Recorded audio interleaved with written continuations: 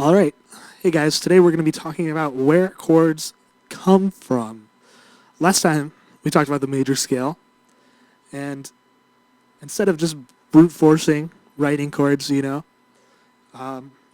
the major scale, we can write chords diatonically, which just means from the scale, and we can write things that sound good pretty much every time, no matter what, using a few rules.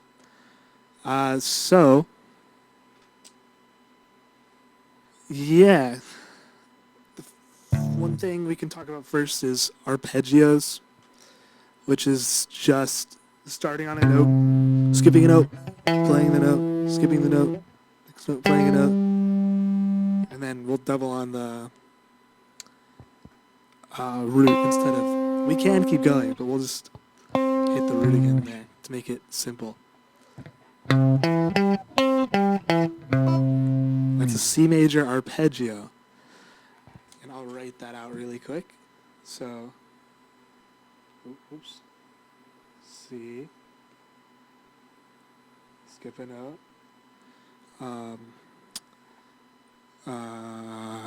E. G. And then we'll hit the C again. Just keep ourselves grounded and not do anything too crazy. So C, E, G, C. I'll play it again one more time. Now, if we play all these notes at the same time,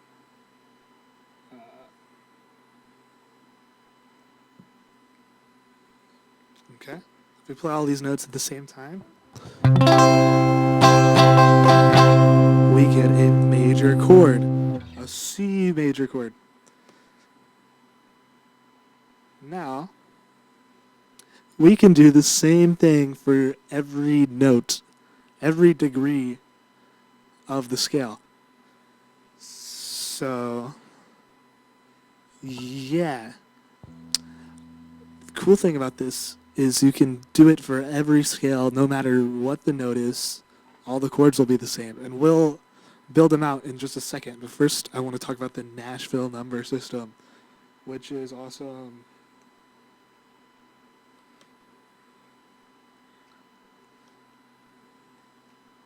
Nashville number system. So, you pick a key, C major, and because every chord in the scale stays the same, we can just assign numbers to them and make it really easy to switch keys if we wanted to. It's called the Nashville number system because that's what a lot of country singers in Nashville used to have to do. Some needed to drop the key of the song down a little bit so they could hit the notes. But yeah, so let's see. A 1 chord, let's use a 1 Roman numeral, or a 2, or a 3. Well, technically that's wrong. You'd use a lowercase for these, and we'll get into that in just a second. Or right now. Let's build a couple more chords. So we got C major off of the first note of the scale. So if we start on that D, let's see. This is our major scale. Now if we start on the D, skip a note, and then play.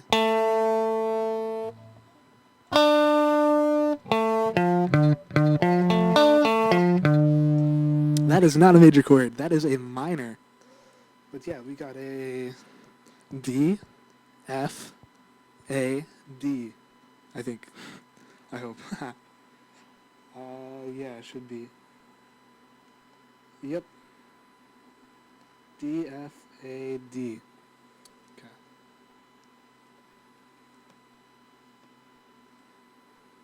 Which is a D minor chord. D minor. So we play them all at the same time. This is what it'll sound like. So yeah, D minor chord. Now, if we start on an E, E, skip a note, skip a note. So, E, G, E, G, B, E. Let's see. That is a minor chord again. Very cool, very cool. Awesome. Now starting on a 4 note. Here, let me write out.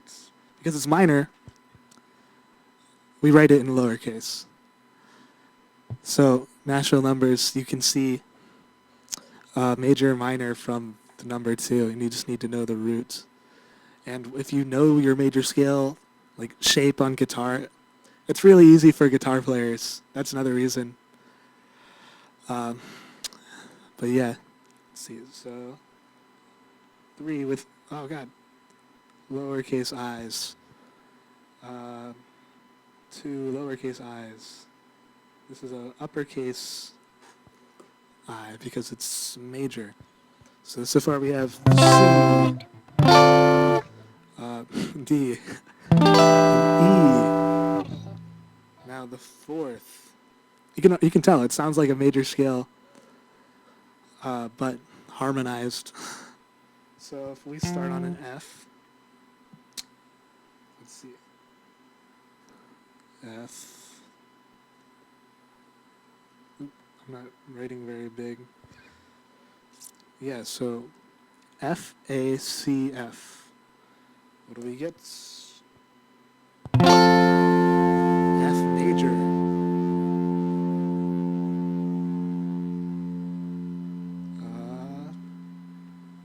So,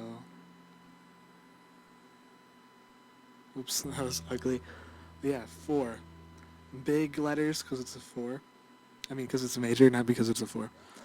And now if we do G,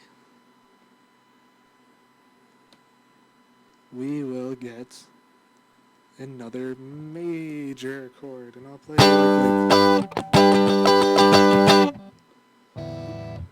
So G major, which is our 5 chord, which is pretty important. And we'll talk about that kind of stuff later, like dominant and resolution stuff in just a little bit. But here we go, our 6th chord, starting on the 6th note, right? Our A, C, E, A. Okay. Wait, that was a D. That was a D minor. Whoops.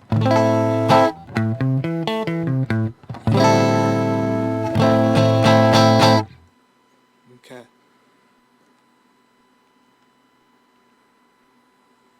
So 6 in lowercase. Just, I don't know if people. I don't think.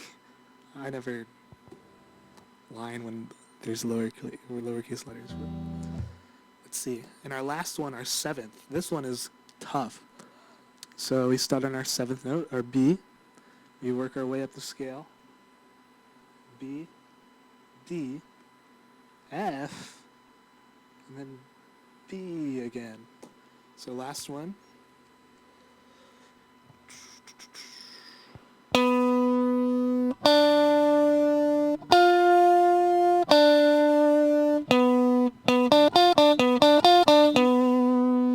So this is a diminished chord, which is interesting.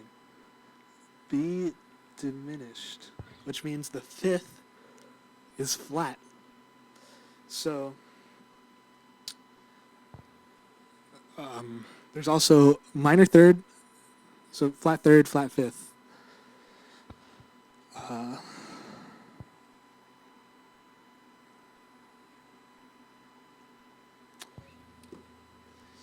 You can just substitute a minor chord though here, and that's a little more convenient if you don't know guitar fingerings or whatever. It's easier on piano, but sometimes, I guess. Yeah, those are all our chords. So let's write them out.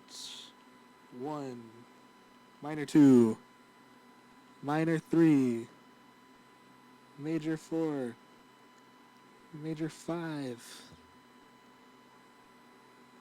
minor 6, and we'll just say minor 7 for now. We could do diminished. Let me get back to our 1. So that's Nashville number system.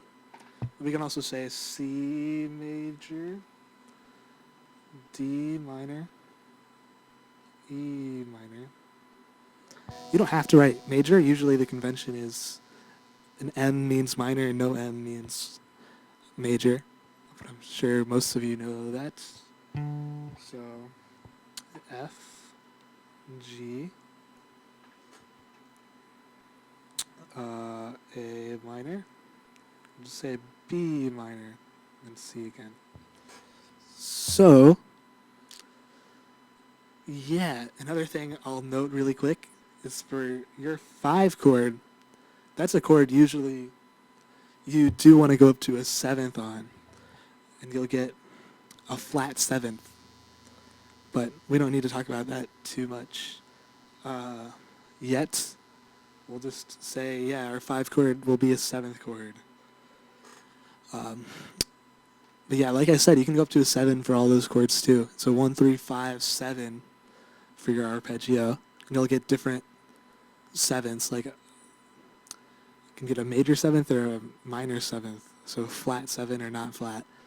And that'll affect your chords a little bit. But I would just focus on this for now. If you're just starting. And we'll go over all those 7ths in another video. Let's see.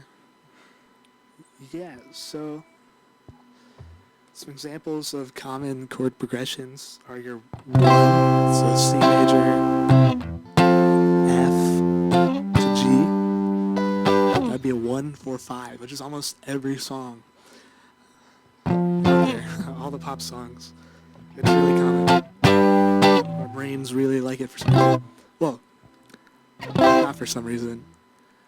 Those intervals are very nice. Let's see.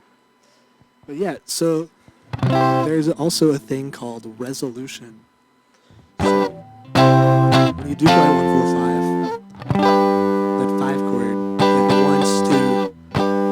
it really wants to go back to the 1 chord, not to like another chord. It can go to another chord, but it feels like it wants to go back to the 1 chord, and that's called resolution. Your 5 chord is usually called a dominant chord, right? And that usually just means it wants to resolve. So there's a couple other chord progressions too. In jazz, 2, 5, 1 is very common. You'll notice there's another 5, 1, right? Brings you back around. 2, 2, 5, 1. Yeah. There's also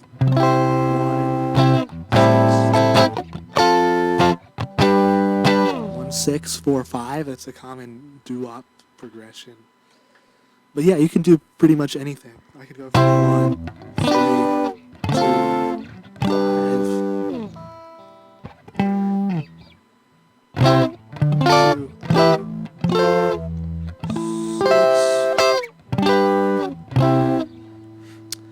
Yeah, it's fun to just experiment with that. But yeah, pretty simple.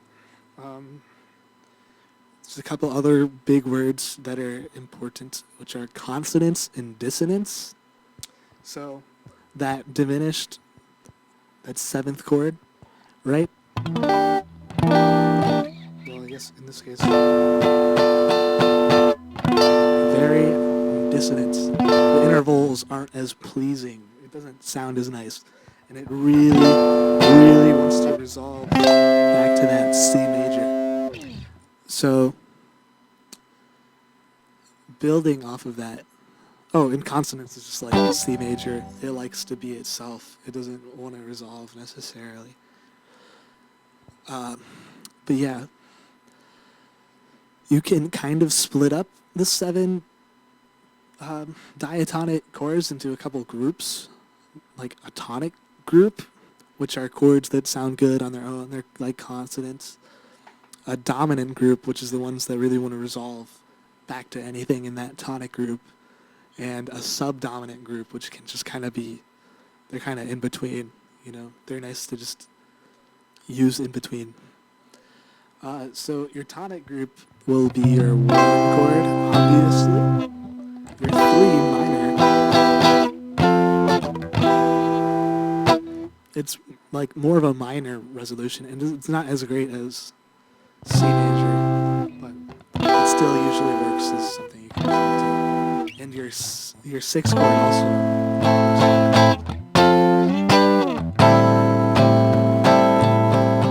Yeah, so good chord progression to demonstrate that is like 4, 5, 6.